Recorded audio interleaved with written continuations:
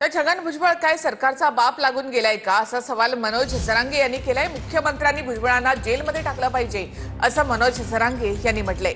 जीआरला हात लावाल तर सरकारला शांत बसू देणार नाही असा इशारा जरांगे यांनी दिलाय। तुला कल्पना द्यायला गाचपाने तू काय बाप आहे का सरकारचा का तू राष्ट्रपती आहेस? तू कोण आहे रे?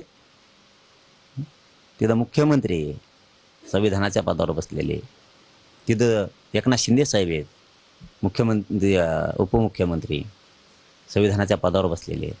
तिथं अजितदादा पवार आहेत, संविधानाच्या पदावर बसले। ती येडे आणि तुला शान आहे होय? त्यांना अक्कल नाही, तुला लई एकट्याला अक्कल आहे होय? तुला विचारायला का तू बाप लागून गेला का सरकारचा? तो ह्या म्हणण्यावर कायदा चालवायचा काय आता सरकारने? तू म्हणशील तसं मी तू वेटीच धरा लागला काय सरकारला एकटा? फडणवीस साहेबांनी याला जेलला फेकलं पाहिजे ना, डाग लावीन हे सगळ्या सरकारला। मराठ्यांचं आणि सरकारचं चांगलं व्हायला लागले, हे होऊन देणार